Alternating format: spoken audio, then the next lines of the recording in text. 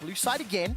I thought they were pretty strong words, and I'm very interested to see what that means. How does Yamato, convert that into a pick and ban strategy that favors him? So far, Wonderware's lost his Nautilus, so there's already a hit to Splyce's performance ability. Yeah, I'm not exactly sure how much you can figure out from one game of Blue side, if I'm being honest, from the Unicorns. I mean, Yamato obviously is very confident, but I don't, unless they ban the Alistair here and they bait Unicorns into picking the Alistair, I don't really think there are too many bad things that can happen with a first pick Alistair. If you're the Unicorns, it's like, oh, cool, okay, they gave us one of our main support picks here. All right, what else is available? Because Cog is up. Lister, Cogmore, Lucian. Lucian is available, and with Cogmore taken off the table, you have to imagine giving Steel back a champion like Kalista, 2-0 at the minute. 14, 1, and 7 is his KDA. And that's interesting, because this is the inverse of yesterday. Unicorns took the Alistair here and now give it away against Splyce. Yesterday it was the Kalista that went across. I wonder whether that is intended from the Unicorns or whether that's the mind games here from the likes of Yamato. Getting into Sheepy's head and saying, I know what you're going to do, so we'll see if you do it again. So Senkux has played Corki, as has Kobe in the past. And UOL, they are going to simplify it. Most likely that jungle Gragas and top lane Rammus. So it is what we were talking about, but not from the team we're expecting. That's really weird that you'd lock a Rammus this early. Corki is a predominantly magic damage threat here. There are other tank options available for Unicorns. I'm assuming they just didn't want to pick... I mean, they could have picked support there and not given away their solo laner. Hey, maybe it's support Rammus. Fate's call into taunt. I'm a believer. No, I'm being shot down. All right, I'll take it. Well, you're not being... No. I don't think it's going to be the case, but... No. The more I'm thinking, don't entertain the idea. Do not entertain the idea. I just find it really weird that you'd pick the Rammus this early. It's not that strong a pick that you can play it into everything. I guess the majority of top laners that are available are AD-based or tanks, so it's very difficult to actually provide a magic damage threat from that. Well, with Nautilus taken away, it is potentially a denial option to Wonderware. I mean, Tom Kench is still there. It's not something we've seen a lot, but with Fiora locked in, I'll end that train of thought because Wonderware will be getting onto a split push champion. He's also undefeated on Fiora, 2-0 currently. He is, but I mean, so this is the discussion, right? Is the amount of resources that go to Wonderware when it comes to his gold income throughout the game and later into the game specifically. To transition that into a lead and a win on a carry is much more complicated. It's reliant on the ability to establish vision control, on split pushing, on good team play around your solo laner. Whereas a tank, somebody can just get into the mix, like a Nautilus, like Tom Kench, we've seen the Malphite as well. Just get in there, get in the mix, and you're just naturally tanky from the items that you've accrued. And it's such a more simple way of actually playing it. Simple is the name of the game here for Fox. Victor, wave clear, AoE Death Ray bot. It is his most played champion at 6 games out of the 14 in the split. I quite like the options that UOL have. I feel there's a good mixture of pick potential and engage. Splyce, they've got the option for pick with the Fiora Elise combo. That is terrifying. And split push threat, which, you know, I don't know if Rammus, how long he can hold Fiora at bay, or at what point he takes over. Somewhat of a natural counter with his armor build and natural itemization. Splyce round out their comp, maybe going deeper into that pick mentality with an Ahri mid lane. Yeah, they've got the Ahri set up for Senkux. It's a champion that we know he's played in the LCS and in Challenger. It is actually, I was going to say his most played, but Ahri, Lissandra, and LeBlanc will sit 2 games apiece, and Lulu for Senkux. So we know he's got the chops on it. Can he get past Fox Victor? It's another wave clear mid laner for Fox, is able to just sit there, hold the game for himself. Steelback is the one that they're really looking at for this game. Now we've got to look at the impact of this Rammus. Can he get it to go from lane to lane fast enough? Can he provide the taunts in situations where he needs them in fights? Maybe it's on the Fiora as she's trying to dive into the backline. Maybe you catch her on the way through. Maybe. Going to be pressure on Unicorns of Love to figure it out. I want to go back to that story that you mentioned, Stress. Invisible members of the Unicorns of Love in terms of the impact and the presence they bring to the game. cannot afford to have that if they want to pick up a win here against Splyce. Rammus and Gragas, you know, Lulex is the second time back on stage with UOL. We're about to see the team comps. If you guys think it's going to be enough, hashtag UOL win. Or if you think the young upstarts can actually close the game. They had a good opportunity against OG yesterday, but failed at the final hurdles, really. Hashtag spy win. If you're going to send them on a mission. Such a cool hashtag. I think it's the best hashtag, actually. It just sounds so fun. Spy win. Yep. Yep. Like that you whisper it. Add some drama. Ladies and gentlemen. Oh. Well. We're about to jump into game. And unfortunately, we do have a very brief pause as soon as the rift is loaded up. So you will be sitting with us for just a brief second longer. So ready. And we'll get an update on exactly why. But it does give me a brief second. Coming into today, we've hit it multiple times. 3 teams already locked for playoffs. Yep. The magical number was 10 wins. If a team had accrued 10 wins, they'd lock themselves one of those top 6 berths. If Unicorns beat Splyce and Elements lose later today, that magic number becomes 9 wins. Okay. Because those are the 2 gatekeepers of 6th and potentially 7th, Splyce and Elements. And if both of those results happen, Unicorns will be the 4th team to guarantee themselves a spot in the playoffs in the postseason. So as you can see, it looks like an issue right now for Fox on stage. Very quick pause on the game. So hopefully it means we'll just have to restart the client and get back in. But nevertheless, we're all set up on this game, getting ready to go in. Fox versus Senkux. Senkux really, as a player, hasn't stamped his name in the top echelon of European mid laners, like I think we were expecting to. There was a lot of talk about him, whereas I think Fox has done a lot of work this split to undo some of the passiveness that we saw from him in the summer split from SK.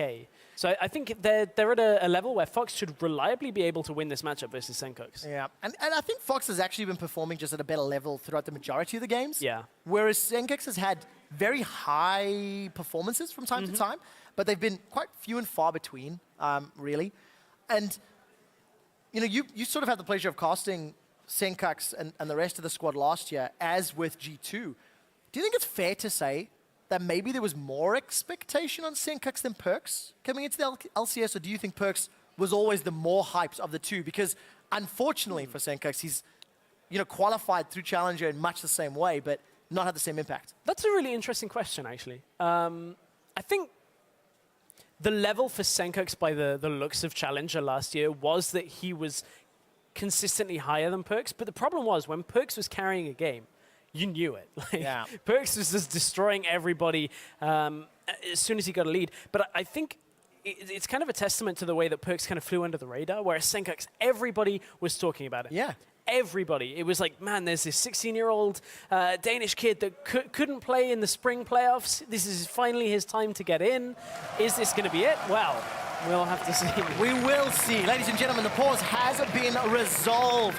The crowd here in Berlin are stamping their feet and clapping their hands as the Unicorns of Love are taking on Splyce. And we have another Rammus. We have another Rammus in the game. I want to see what impact Vizicachi can have. Just how many targets he can find. I'm very, very excited to see the interactions with Fiora. With Fiora's passive, popping those vitals. And there's the cheeky play here from Splyce. Sounded like the crowd were enthusiastic to see TSM at IEM next week. You're a week early. It's not quite now, but I'm excited to see that top lane as well. But I don't think we're going to get it, Trevor, because the Unicorns of Love are locking their 2v2, or 2 duo lane top, is what I was trying to say there, against the Rammus, who obviously is melee range, doesn't really do too well in that situation. So if the Rammus goes up top before, it's actually Splyce that are doing this, my apologies. If Splyce show before its time, Chachi could be in a little bit of trouble. So this is a bit of a play out of the Unicorns book that Splyce have stolen. Thunderlords are go, 4 of them, across the board. As Trashy and Wonderwear go to clear out their jungle. And the lane swap has been initiated. So Kobe and Nisbet will effectively dodge, steal back the lead. And I think that's probably for the best. There's a lot of frustration that you don't want to deal back. deal with when Steelback and Hilly are in your lane. It's 2016. Did you really just drop a Thunderbirds reference? Listen, if you're talking about rugby and losing football viewers, then I'm going to throw one of the golden oldies in. Oh, I'm pretty sure not a lot of people that will even understand that reference from you, Trevor, but it's okay. I do think I'm allowed to use the age that I have accrued to my advantage. I want to watch the lane swap happen, because Stress, it's not the initial moves in the lane swap that interest me, it's how they handle the next ones. And after all of the hype of Senkux v Fox, I think that's a fairly even trade. Both come away at half hit points. Both Dorans, both got cookies. And Fox's Victor with Flash and Cleanse. Going into Senkux is Flash Ignite. So nothing out of the ordinary right now in this game. To be honest, I think when you look down the line, phase 1 of a lane swap is so rarely completely messed up by our teams. There's very few teams that actually manage to screw that up. So it tends to be this early phase is very standard. You don't get any real adaptation. We've seen a couple of teams try and do different things, but no real differences. And I mean, that is a good thing in some sense. It means that the addition of like support staff and coaches has normalized the early game, but it does lead to a slower, less action-packed game. Well, you know, you contrast it to Worlds last year when multiple versions of the lane swap was coming in. Yeah. And I distinctly remember a lot of the guys in the broadcast team just talking about, you know, the European lane swap, the Korean lane swap, the Chinese lane swap, or lack thereof maybe. And the theoretical best one ends up coming on top until somebody finds a counter to it. And for now, the gold that you get from these outer turrets, the safety of getting that first item spike, is just so valuable. But the biggest, most interesting thing is like what happens next now. So looks like gold shared by Unicorns, or Wonder Where will be gifted the entirety as Splyce marginally ahead of the play. They've recalled, they've gone to lane, and they're going to push down, push towards this bottom outer turret. And that's all because of the way that they were the ones orchestrating this swap.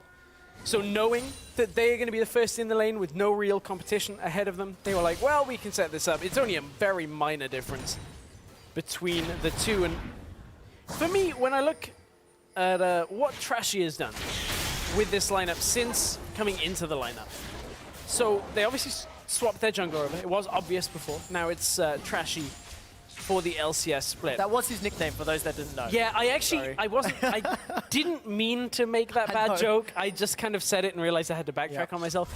I don't feel like in every game Trashy has been an upgrade to obvious. I feel like Trashy has also kind of had the same situation where some games he's just very quiet. Same with Cobby. I feel like the two of them have had games where you just haven't really shown up. That doesn't mean they can't improve from that. We have seen some improvements from Splyce. We're now seeing Trashy on the Elise, looking for a bit of pick potential with Senkux here, but a win here would be good for Trashy specifically. It is his birthday today. So we'll see whether he can get this first gank off. Is going to try. At least delivers a present to Fox's waiting hands. And for Splyce, you know, if they pick up a win here, with Unicorns dropping a game yesterday, they legitimately keep some playoff hopes alive. I know that is ever the optimist speaking, but whenever I talk about like specifically Splyce and Elements, these are two teams who are going to be contesting for that 6th and 7th position, maybe as high as 5th, depending on how some of the other squads perform. If Origin, Fnatic, for example, lose some games, there is very realistic chances of that happening. But then to put it in perspective, if it goes the other way, there's no automatic demotion or relegation out of the league in 10th, but what it does mean is the way the playoffs are going to work for the bottom side in the promotion tournament. The better spot you have from LCS, the fewer games you have to play, because if you're in 10th, you have to play in a double elimination setup. Whereas for here, it is important to get higher up the standings. And you get to see your opponents play a little bit, potentially, depending how that plays out. But for now, it is all about trying to pick up this win. Splyce 4 and 9 versus Unicorns of Love 8 and 5. Outer turrets down, both top and bottom. The recalls have come in. Vamp Scepter for Steelback, as well as Double Daggers, and Unicorns of Love got the wards to match their team jerseys. Whereas Splyce, Phage there for Cobby, Blasting Wand for Senkux. And Splyce are now potentially at risk of getting ganked in this middle lane. They're backing away, though. Hylissang and Lulex were looking to come mid. Can't really get there. There was a ward, pink ward, they moved over. Senkux moves up and out of the lane, comes back in now. Unicorns being very patient in this game. 7 minutes with no real interaction between the teams. All right, Stress, get out your crystal ball. Okay. And tell me, what do you think these teams should do if you were to look into the future? How far in the future? Because I'm going to start with win the game. I'm leaving it that way, right? Like, okay. Wow. Open-ended. So that's a very open question. I know. Okay. Swing and take it where you want it. There's a lot of options available here, but for Splyce, they obviously are going to be looking to pair the Elise and the Ahri together. They've already tried it once. I think trying to make that play is a smart option on Fox in the next couple of minutes while his flash is still down. That's a very short-term goal they could be looking for. Problem is, it's difficult to get there and get on top of him without the knowledge of the gank coming mid. I mean, look at the amount of ward control that is around this middle lane. Teleport's coming out from Vizicachi to assist on the push here, but definitely want this tower. Death Sentence finds nobody, and Lulex has got access to the explosive cast. Vizicachi is threatening the Powerball knockback, and wonder where you may be sticking around too long. No, he's going to dash away safely, and Unicorns use TP, and they break open the inner turrets. That's such a weird TP, but it actually ends up paying off for Vizicachi. Kobe recalled from the bottom lane rather than finishing off the push on the tower. Chachi didn't actually fight anybody when he comes in, so it just helps them push down the tower.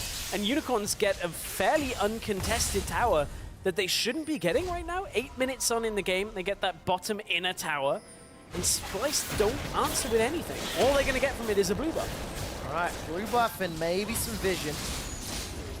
A couple of pink wards for Wonderwear and Trashy, and a good collection as Kobe's got access to the package already. Sheen and Phage. Chachi. Defensive ball curls up and waddles forward, but Kobe's smart enough not to trade. Not yet. But as you mentioned in Picks and Bans, Stress, the magic damage from Senkux, Trashy, from Kobe. He's not the greatest into Rammus, but we've seen Rammus work into double or triple AP comps. I actually think he picked up a win, if not yesterday, last Friday. Yeah, we've seen a fair amount of Rammus recently, not only in Europe. Yeah. I think it originated in LPL, LCK. Both regions have been playing a little bit of it.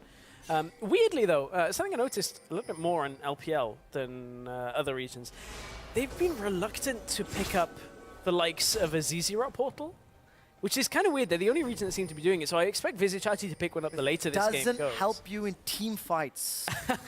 Well, that is, I guess, one reason for it. I know it is one of those like really, really outdated comments, but it is something that is still somewhat true. But regardless. Used to be true for the Unicorns as well. Oh, yes. Chaos Not so style, much anymore. Chaos style used to be a thing. I'm glad that's gone. Take it away. It's gone. I don't want it to come back. We're past it. Unicorns now, they're invisible. Okay. They're like big chunk. Kobe gets a Sheen proc and Phage Auto on to steal back with the Thunderlords. Clears out the wave. Stress, look at all the vision UOL have set up in the top half of the jungle against Splyce. They are making Splyce dance to their beat. And Splyce aren't fighting it either, is the problem. Now Senkux has to back away mid lane. He's got good timing on it, knows that they could be there, so it goes down and out. So it's a good read with the vision that they have, but Splyce aren't contesting the vision control that is being put down by the Unicorns. And Unicorns, honestly, are running into fairly little actual fight here. I do wonder how Splyce will actually look to turn this around. Well, if Unicorns get a tower and no fight, I don't think they'll care. No. Very clean. Echoes damage from Lulex just bounces across some of those spiderlings. They take a small chunk from that inner turret, but UOL is one of the squads currently in the top 6. Still maintaining their lead, still maintaining control. Despite giving up a loss to a bottom 4 team, it was to Roccat, the only team that has picked up 2 wins, actually. Against teams above them. It was Vitality all the way back in week 1. But then again, UOL shaded their former selves. Yeah, they, well, right now, it's pretty much just all shade. There's nothing going on in this game. Everything's taking place in the shadows when you look at the pace of the game. This is one of the slowest paced games I think we've actually had. In general, we've had one mid gank. 1950 something. Right, first blood timer. I guess, but we've had I believe. A mid gank that caused the flash, and we had a TP bot lane to get a turret. But look at the bright side, right? UOL are forcing Splyce to do something, but there's no real reaction that they can make. We've not touched on it yet at all, but it's 76 CS on Wonderwear to 39 CS on Chachi. Charm will find Fox for a big hit. So there's a very big CS advantage that is equated only to 400 gold, thanks to the fact that there is that tower extra. And some of that lead has been accrued by the fact that the TP out of the lane by Chachi meant he missed, I think it was a cannon wave and a couple more minions coming in. So he did kind of widen the gap himself to trade it for a turret. Also the fact that, I guess, Rammus is fairly tanky naturally once he pops that W as well. So Chachi is not too worried about it. He is down on levels though, and that is could become the key factor here. Cobby is actually level 8, as is Steelbacks. The AD carries have been higher level than the solo laners right now when you look at the top lane. Top lane push is coming on. Let's take a look. Barrel roll to clear the wave. Chachi's held onto the Tremors because it's not available. Cooldown was used a little bit earlier. Senkux also holding on to Spirit Rush. I didn't see if he initiated with it, but Ignite was used and cleansed away by Fox. He used the first charge. Okay. It's the cooldown of the second and third charges does remain active until the third charge has been used or expires. So. And Senkux did not tower dive with it, despite getting the cleanse, despite the risk. Didn't want to maybe dive deeper than he needed. Hylissang was roaming up from bottom side as well, so if you dive too hard, it can become problematic there if Senkux doesn't get out. For the Unicorns, historically having Hylissang on Thresh has been a very good strength. He was always good at roaming, always good at setting up plays on this champion. And it seemed to be one that has dropped off somewhat for him in recent times. It's still one of his most played, but people aren't banning it so much because you have to focus other things in the pick and ban. So Hylissang has been getting a lot more freedom in the draft recently. Yeah. Excited to see what he can do with it. Well, needs to find a target. That time, swing and a miss from the death sentence. UOL crawling ahead ever so slowly. 1,000 gold. The control that they afforded with the pressure in the jungle means they can get some deep vision down. Just using off those trinkets, clearing out some pink wards. They usher a minion wave towards the top inner turret. And the siege is on. I mean, wave clear from Fox, get Chachi, defensive ball curl. Oh, there's a push on the tower. There is a ward behind the Unicorns here. Wow, Chachi takes so much damage. He's got armor and he's being chunked down by all of the magic of Cobby and Senkux. We actually have to create a new word for Corki, by the way, because he's not an AD carry. Well, he's a marksman. He's a marksman. Okay. There is a word. Sorry, there is a word. No, you're 100% right. I mean, Mordekaiser counts too. It's one of those things where it's like, it's a legacy term. Yeah. Because he plays in the role of marksman, but he is a mixed carry. Is that a thing? Is that like, how do you... I guess you'd say hybrid carry. Hybrid carry. Hybrid's a better word. Normally you'd attribute hybrid damage to like Katarina, Akali, these champions that can scale off both, which is true. It's just Corki builds AD, scales off, and that AD is like transitioned into magic damage. So it's a bit of a weird one. So you could call him hybrid, I guess, but... There's been a few LCS players that have had salty tweets about calling Corki an AD carry. The nomenclature of champions. Come on, Chachi, farm that wave with Tremors. I'm a believer. Oh, I love it. It's one of my favorite spells. Defensive ball curl. The cow on the armadillo. That was a great interrupt. Chachi power balls and prevents the pulverized headbutt combo. Barrel from Lulex again to try clear the wave. Explosive cask is then used to split Splyce up. The tower is taken and Splyce, they force their way into an even tower situation. And this is two teams that do not want to fight each other. All they want to do is take towers, so Unicorns go, okay, fair game, flash into the cocoon. Yeah, but you're standing right into the gravity field. There was no follow-up from the rest of Splyce. Fox does flash to save his life, and thanks to Lulex using the cast earlier, coming down the river. There is no initiation. Ooh. The flame misses, and that's a rough something we're used to seeing with Hilly. Splyce managed to make it away, so still even on gold. The outer turret is available. Let's look for a target to get caught out. Barrel roll forward. Wonder where he's gone forward. Wow. Didn't ult. Nisbeth didn't get his ult off. Nope, he did not. I was so busy watching Wonderwear, I didn't even see Nisbeth get turned into steak.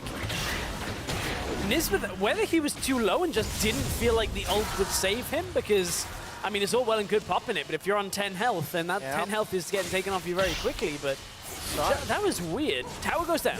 First blood to UOL, opens up the tower, and they extend their lead. So, advantage. Like, the way this game started is with UOL pushing the lanes, with UOL getting that sort of minor tempo advantage and cheekily knocking towers over one by one. I've just realized, Trevor, something we're going to have to shed a tear over. This could be one of the last European games where we could see a Titanic Hydra, Ravenous Hydra change. Because 6.4 no longer. Can you change that over for free? This was the fight again. Yeah, okay, Nisbeth, when the hook comes through, he's far too low to do anything about it in that situation. Chaos. So, hey, look, I've got to get excited over something in this game, Trev. Not a lot has happened. My eyes were so focused on Wonderway, I couldn't even see Nisbeth get caught. So Splyce down a kill, all outer turrets down. I still am very impressed with the wards that UOL have got inside Splyce's jungle. I'd like to see it lead to a few more objectives or kills. There's a pink ward that I believe has been sitting just behind that red buff for a very long period of time. Whether it's refreshed or just simply staying alive is the question I have for my observers. Maybe not for the team. It's not super important.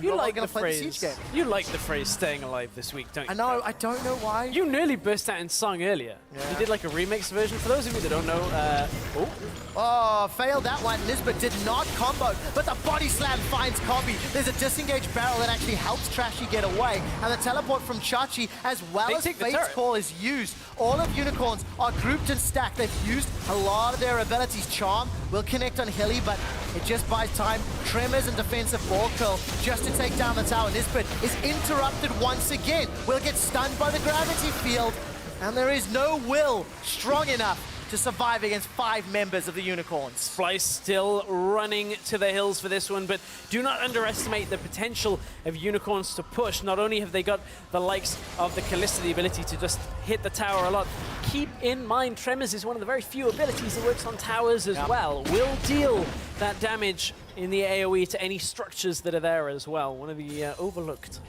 things. Not the reason you pick Rammus, but just a nice positive that comes from it. It is a bonus. Yeah. Oh, and he farms so quickly. Look at the returning damage. Clawed up a lot of CS that he was missing, in fact. Still behind Wonderwear, but is effectively ahead in gold, thanks to an assist, thanks to the towers. First Dragon picked up in about 20 minutes for Splyce. And Unicorns, I think, I've got it relatively happy. It's slow, it's safe, it's steady, but the objectives are falling. And Splyce are falling further and further behind. It's 4,000 gold. It actually surprised me when I looked at that value, thanks to the last kill in tower. That lead has slowly, very slow, patient increase. Only 2 kills on the board as we're about to hit 20 minutes. And you know, for the Unicorns, they're at the top of the standings. I don't know whether I'd be overly happy with such a slow-paced game. Yeah. Just from the way that, we've seen so much disparity between the top and the bottom teams that some top teams have just crushed others. The problem is today, in the current meta, we've seen H2K taken to 40 minutes against Giants. Good flash. Hilly gets himself out. Is the same going to happen here? I want to play some devil's advocate. Okay. Because I think it's fair. When you look at top of the table versus bottom of the table, there's all these expectations. They should just crush and they should be so far ahead and yada yada. But what if the game plan was slow and steady? What if the call was safe? That is secure. fair. Then, in actual fact, UOL are doing exactly what they intended. Now, this is something we can only find out by talking to Sheepy, by talking to the players. Trashy's going to have a lot to talk about because he's going to get taken out. Over-eager, no real support, and the vision was shallow, so punished for it. But you go back to the comments from Yamato earlier. This is your second blue side game. I have you figured out. We know how to play against the Unicorns on their second blue side game on a week. We've got this. I'm not seeing it. I am not seeing the, well, I guess, the proof is normally in the pudding.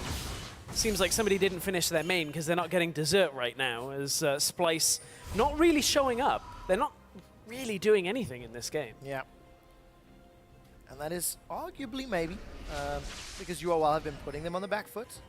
But they've got this very pick-oriented style comp. Maybe that's a bit of a stretch, but they've got the ability to find picks. Elise plus Fiora, Elise plus Ahri, but all of that power, especially in the early game where it's maybe the most apparent, was denied by the lane swap. And then UOL take that extra step and teleport for an inner turret. Quite unconventional. But it gives them the lead, right? So yeah. Kudos to UOL for that one. And again, every time I look down, there are pink wards in the inventory of UOL. The pink ward that was behind the red buff of gone. and Splyce, it was killed. It did not track exactly where, but more importantly, the jungle is still littered with vision. Splyce do have a fair amount of vision control themselves. You can see, look, there's blue buff ward, then the pink ward. I think Lulex is about to clear it out. Nope. Not attack moving. I mean, I think Lulex should be about to clear it out. Yeah. Which is probably what I should say. Just attack move through that bush. No reason not to. That's just for anybody in solo queue that is like, well, you know, I can't be bothered to check the bush. Just attack move, pass through 3 it. to 5 seconds. So valuable if you take it out. QS is picked up here for steal back. That will thwart the Grand Challenge, around the Charm, Yep. the Cocoon. I feel like QSS into Fiora, something we don't see like super often, but it is very, very useful in teamfights.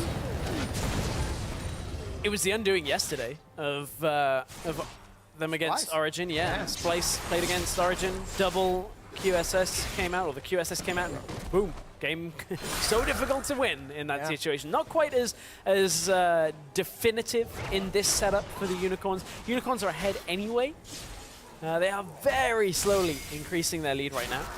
But Unicorns are looking for the top side play now, maybe looking for that top inner. They've got the vision set up for it. Chachi has his teleport. We're past 20 minutes, so home guard plays are a thing. Yep, and of course with the vision that they've had around the red buff of Splyce, and the fact that they have a tank Rammus and a Callista AD carry, Baron can go down very quickly and it can be secured relatively safely. Smite plus Rend. So for Unicorns, it may just be a matter of time until they start the Baron dance and the Baron bait. That waddle always gets me. Yeah. From Rammus. Short, tiny legs, tiny little feet. All of the pros that I'm seeing playing are all using this Rammus skin. Nobody is playing full metal Rammus, though. That's because it actually creates like the axle grinding sound as you roll towards. We saw one. Maybe. We saw one. I feel like it has so much more impending doom. It sounds like a chainsaw revving up, maybe. Every action series ever has the damsel in distress tied to a table that leads to a chainsaw or a guillotine that is coming down or something like that, and that's the sound effect. That is the sound. That's what I was getting to. It's a very long-winded way of getting there. I was wondering where we're going. Full Metal Rammus reminds me of Shredder. Since we're going like with age, throw that one out. It reminds me of Robot Wars, if I'm being honest. Like, as if somebody That's coming created back. Well, that. it is a Kickstarter to try to get that back. Right, here's the fight that we talked about right at the beginning of the game. Chachi actually doesn't want it. Grand Challenge comes down, no QSS to get rid of it, and Trashy will come to help out. So even if Chachi could have won, Trashy will finish this off. Kill secured by... Oh! You flashed. What's this Where's for? the queue? Where's the queue? Baron? Look at the rest of the team. Yeah, but look at the there's minimap. the queue. Chachi's taking them on a run. Teleport is available. The body slam flash! That was very well played by Lulex. Baron was not actually started. There's a kill for Senkux and it's traded for the suicide! Oh, the length of the lane was long enough. In come the rest of the Unicorns catching out Senkux. And man, Chachi, great flash, kept him alive. Thank you very much, ladies and gentlemen of Berlin. When we hear a massive crowd erupt for a Powerball execute, ladies and gentlemen. There's a lot of guys in the crowd with Rammus hats. This is for you. It may have not been the $1 billion jackpot for Visit Chachi, but that one he certainly had the number of Splyce to get out of that situation. He did indeed. Tower number 6 falls, only inhibitors remaining. Chaos Storm is down, Death Sentence finds Trashy and pulls him back in, but Fox is caught by the headbutt pulse of Nisbet. It finds a target this time. A flash forward as Fox is trying to siphon power, and another Death Sentence. Kobe flashes over the wall. Here comes Chachi. There's earthquakes aplenty as the tremors and the pulverize go down, but it's Splyce that lose 2. Splyce lose 2 off the Unicorns. coming in aggressive once again, and Splyce just seemed to be out of position, not respecting the vision control that the Unicorns already have in this game, and they're just trying to contest when they don't really have the options available to them. The same thing's happening again here. Look at Wonderwear, Nisbet, Senkux all roaming down. Chachi's taunted, it just brings him closer. That was a great job. Good hold on the taunt. Yeah, after a pass ends, then Wonderwear gets the puncturing taunts to the face. Fate's Call knocks Nisbet up in the air, and a body slam sends him back to base. Steelback is on a killing spree. Sheepy down in the corner of your screen. He's pretty happy with that performance, I can tell. And yes, we'll have to ask the question. Slow and steady wins the race, boys.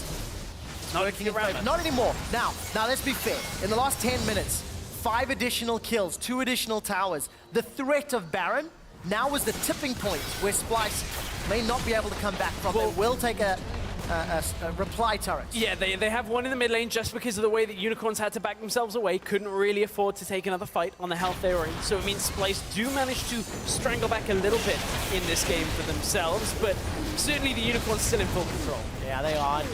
Chachi's grabbed himself that QSS. Once again, to deal with all of the threats available. And look at Steelback. Here's the Baron play. Actually, the vision is not the greatest in terms of the jungle, but Hilly's got full vision on the Splyce team. Teleport's available for Wonderway. Blue Ward comes down. Tremors is used. They're trying to rush the Baron. Unicorns of Love should be able to secure this before Splyce can even arrive. Yep. Smite plus Rain, and it's done so.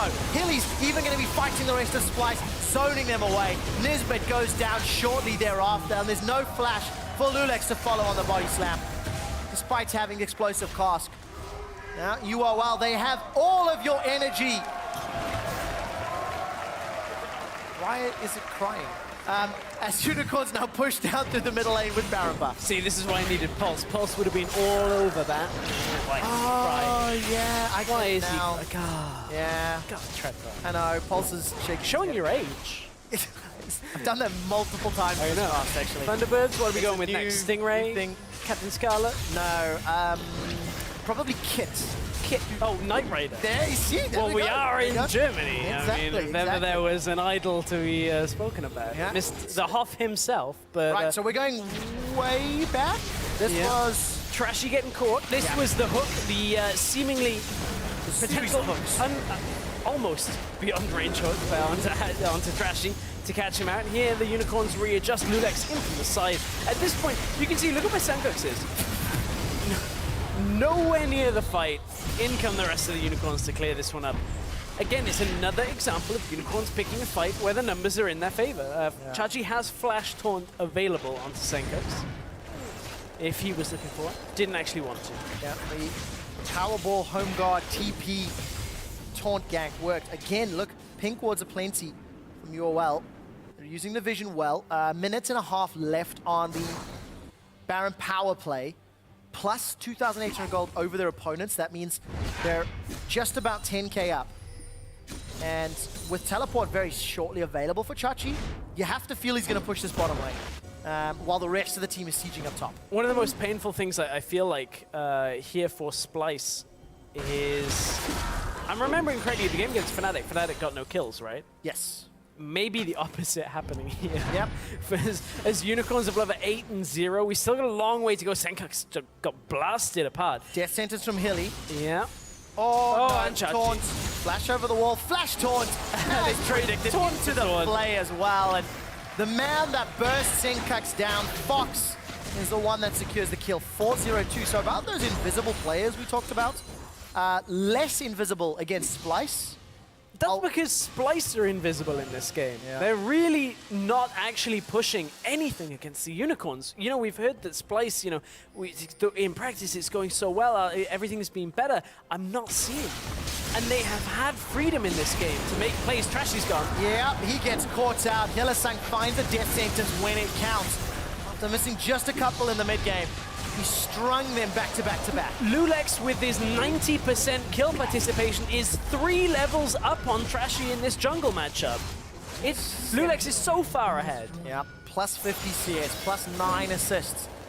Minion wave pushing its way disrespect of just running through the base. There's no minions there. We're about to time out. This was the pushing that Unicorn set up about 2 minutes ago. Barrel just timed, plus 5,100 gold in the power play. That was fantastic. They've got an inhibitor. They've got another one exposed. And Wonderwear is looking for a target to challenge, but it simply will not be grand enough. Powerball knocks Nisbet up. Tremors goes down. USS is a pull from Chachi. Nisbet and Wonderwear are on the back line, running away with their lives. Cobby's already forced to heal. He's got flash, but won't be needed. There is a kill onto Fox, but he trades his life for Senkux, and Steelback picks up the 4th of the game. It's going to be Inhibitor right now with a teleport coming through from Bizichachi.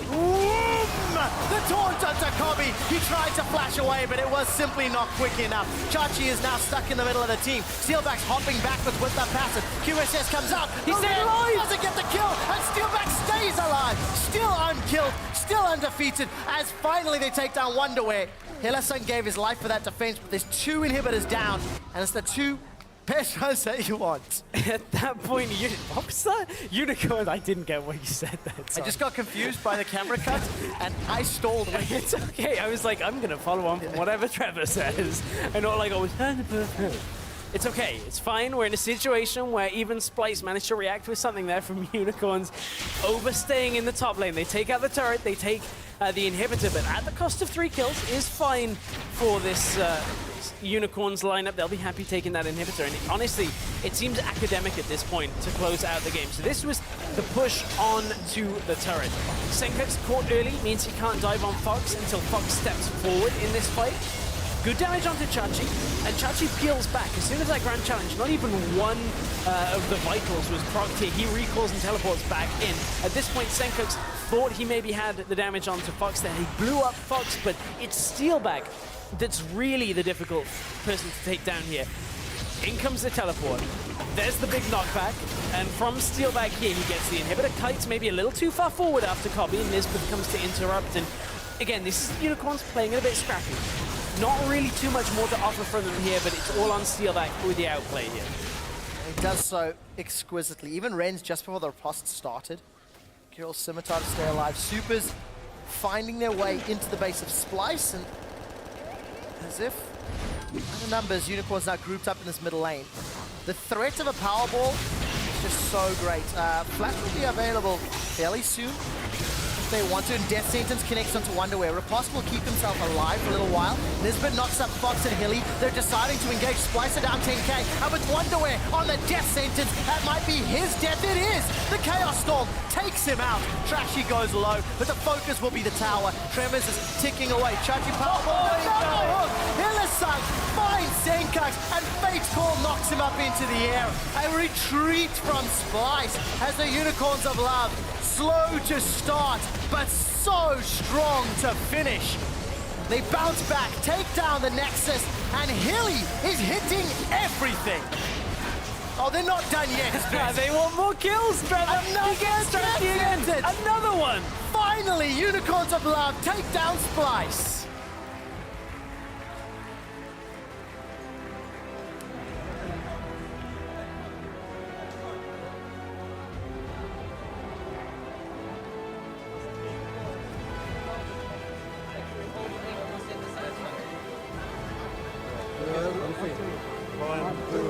UOL!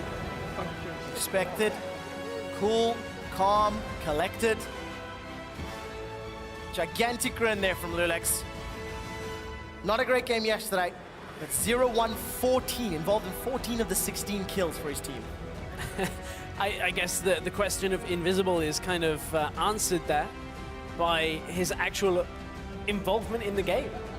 It's not like it was difficult decisions that needed to be made, but in these games where you have a top-of-the-table team against a bottom-table team, there theoretically shouldn't be that many difficult decisions to be made. And if you can have a cleaner game where you're able to take down a team like Splyce that is just uncontesting, they're not actually putting up a fight.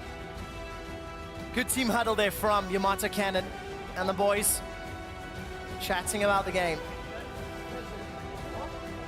Tough conversation to have. It was a tough game. Whereas on the other side, Sheepy, ecstatic. We just caught him in that picture-in-picture in-game, grinning ear to ear. But you have to give some credit to Helasun. Stress, you were talking about his Thresh and the fact that Hilly's got freedom. 6 games played on that man's Thresh. 5 of them are wins. He was involved in every kill but one that match. 1-1-14. Great performance. And UOL, they lose to Rocket yesterday, bounce back versus Splyce. I think there's something to be said in that, especially in the way that they beat Splyce. Solid is the one that I use. But it's still looking forward, right? So for UOL, there's the possibility they clinch playoffs if Elements lose later today. There is the possibility. And with it being Coaches Week, I don't want to put too much on this because, you know, we've had many discussions with Yamato, but his words earlier of, we are just aiming to not have regrets. I wonder whether the regret there is dancing to the Unicorn's fiddle. Yeah. Like, just playing their game. The entire game was letting them push, take the lane swap, don't really answer anything. It's one game. They can move past it and still look to secure the best spot they can, but it's a tough game to lose like that because, honestly, you didn't offer anything. Especially when you step back from the team composition and you look at how Elise plus Fiora, Elise plus Ari could do so well in standard lanes. They initiate the lane swap by putting their duo up top, and then it all sort of backfires. Maybe they were predicting a lane swap, and it didn't happen. So either way, it's something we will have to talk about more with Unicorns of Live, and to ask some of those questions. Pyro's on stage with their ADC.